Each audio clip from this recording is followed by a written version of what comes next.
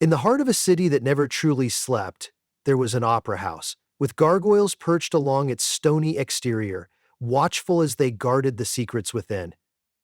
By day, costumed performers scurried about adjusting stage lights, flapping scripts around, and practicing their lines.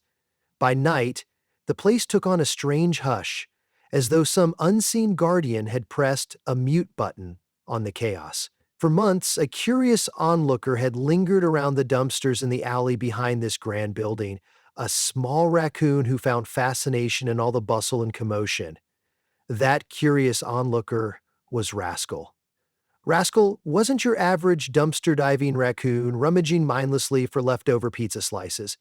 He possessed a spark of curiosity that extended beyond nightly hunts for scraps. Rather than fleeing at the sight of humans, Rascal often lurked close by, trying to unravel the puzzle of their strange ways.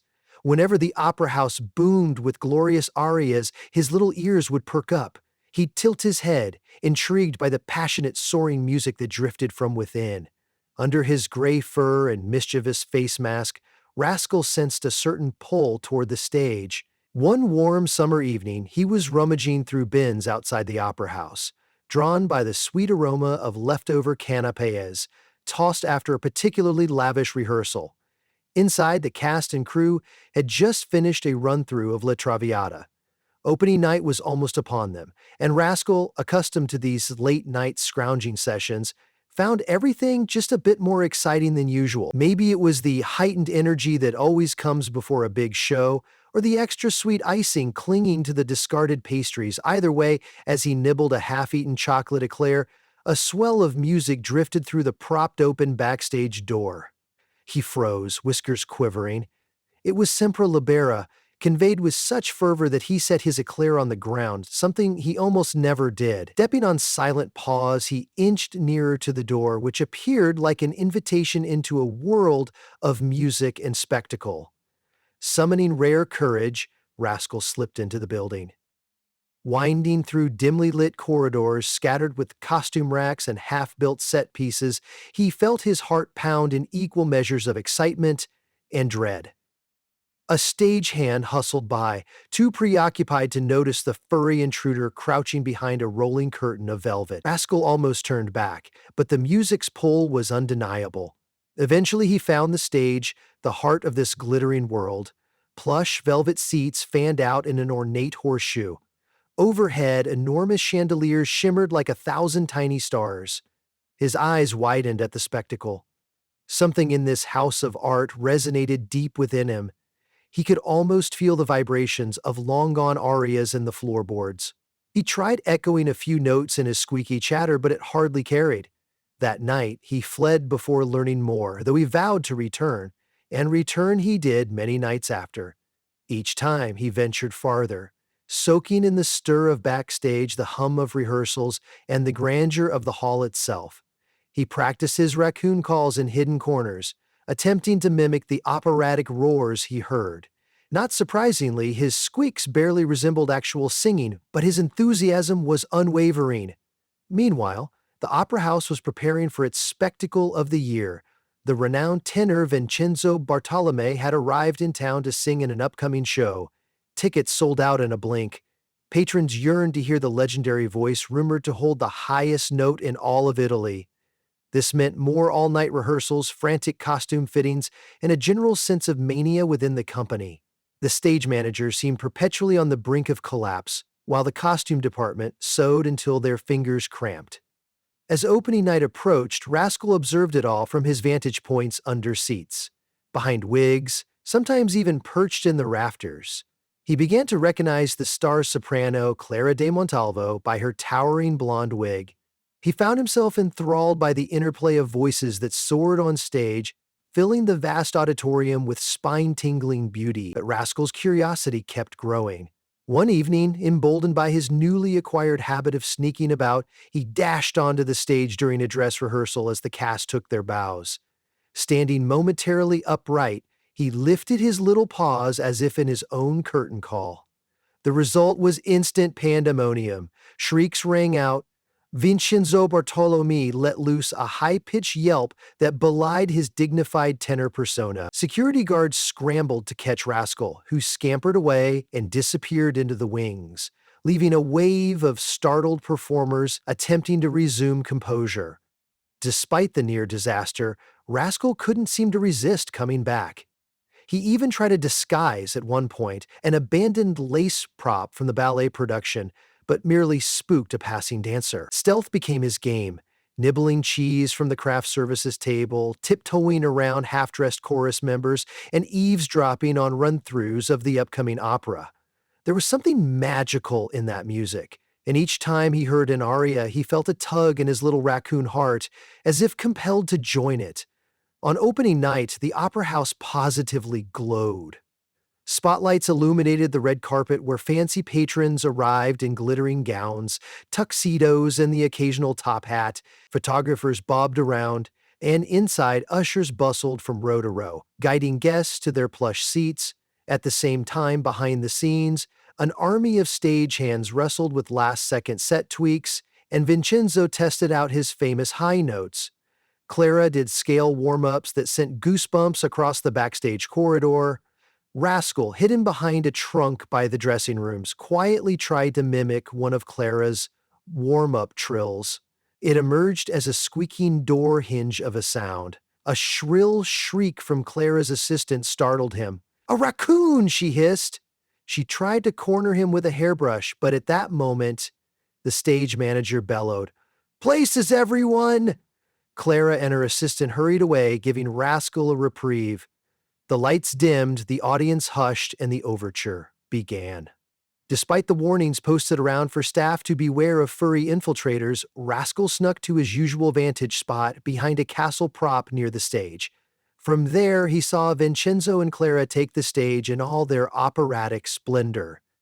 The house lights bathed them in a golden glow, and the orchestra swelled with a heartbeat-like pulse. Rascal trembled with excitement. This wasn't just a rehearsal. It was the real performance. The auditorium was packed with transfixed faces, hanging on every note. The first act finished in triumph, the audience roaring with applause. Backstage, the energy crackled like a live wire.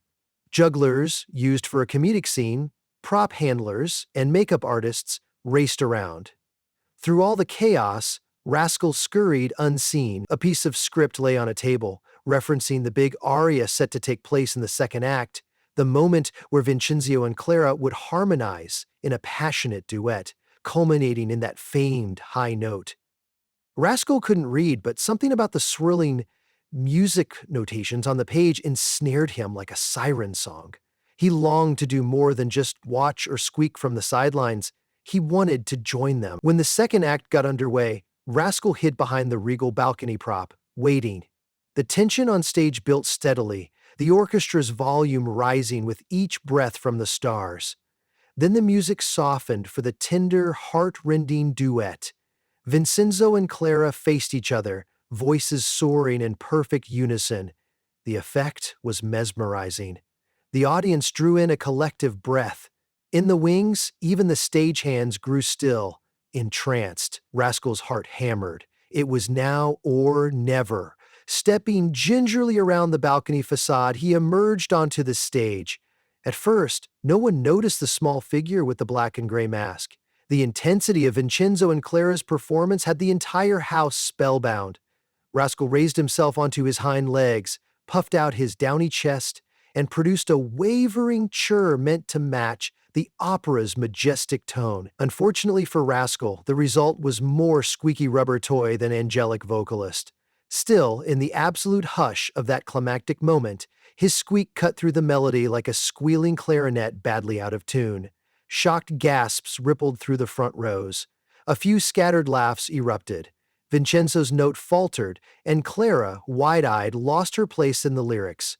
The conductor, baton frozen midair, blinked as though unsure whether to keep going. For a heartbeat, everyone stood immobilized. Then a stage whisper from the wings. "Get that raccoon off the stage!" The words exploded the tension like a popped balloon. Ushers in black suits charged forward, while Vincenzo and Clara looked at each other in disbelief. The audience crackled with excited chatter. Some pointed at Rascal, others scrambled for their phone cameras, eager to capture the bizarre interruption. But Rascal, oblivious to the uproar, assumed everyone admired his cameo. He scurried closer to the center, raised his muzzle to the ornate ceiling, and tried another squeak. Laughter erupted, drowning out the frustrated sputtering of Vincenzo. Security piled onto the stage from the wings, stomping across the wooden boards, their footsteps clashing with the attempt of the orchestra to salvage the piece. Realizing he might be in danger, Rascal zigzagged behind Clara's wide skirts, scrambled past a candelabra, and narrowly evaded a dancer who somehow had wandered into the scene. The conductor's frantic cues became an orchestral jumble as the rest of the musicians attempted to follow some semblance of order, but it was a lost cause. The Raccoon had stolen the show. Dodging a lunging guard who nearly flatlined on the polished stage, Rascal dashed behind a velvet curtain. Once backstage, he found the usual labyrinth turned into utter chaos. The entire cast and crew appeared mobilized against him. Some brandished mops, others brandished their cell phones to document the mania.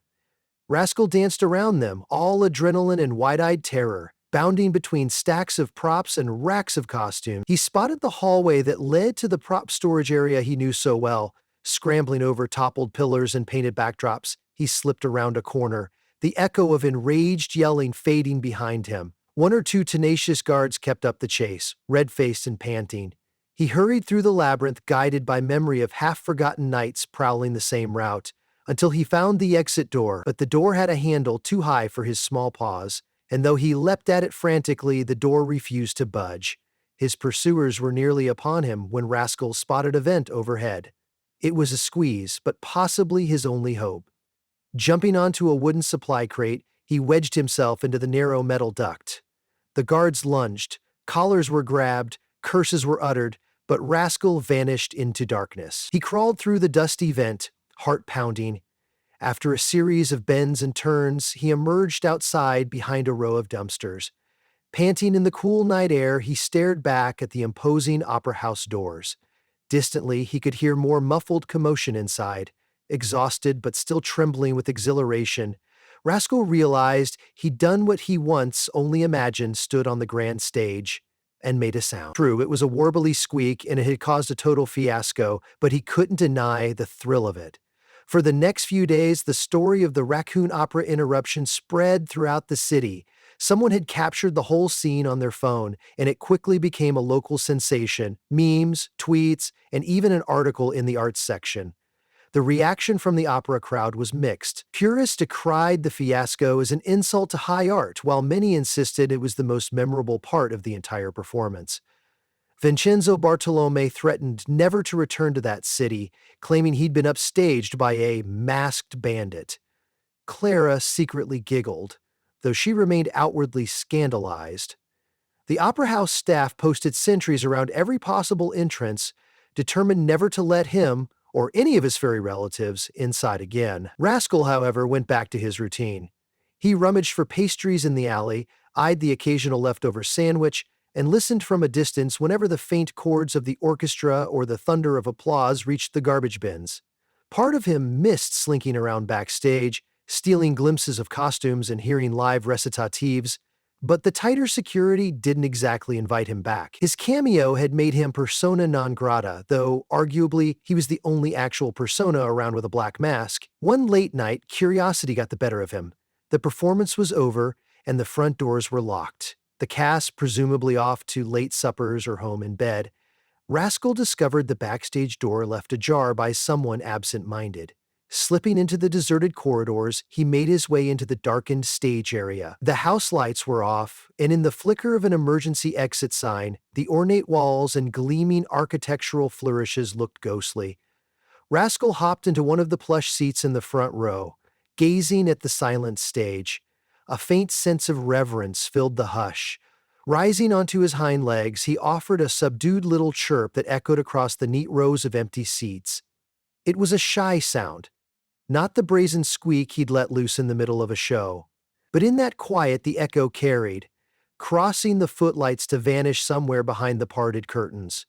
He considered trying a scale like Clara's. The result was something between a squeak and a whisper. But to him, It felt triumphant, as if he were addressing the ghost light that theaters traditionally leave, glowing when all else is dark. A clink of keys sounded. He darted his gaze up the aisle. The janitor had come in for his nightly rounds. Instead of lunging with a broom, the man simply observed Rascal. Perhaps he had heard the stories or seen the viral video. The man offered what felt like a slight nod of recognition, maybe even respect. Rascal, feeling oddly acknowledged, hopped off the seat and, with a final backward glance at the stage, made a graceful exit. In the alley, the moon shone like a spotlight while he returned to the quieter concerns of a city raccoon. News of that night's near encounter reached the stagehands the following morning.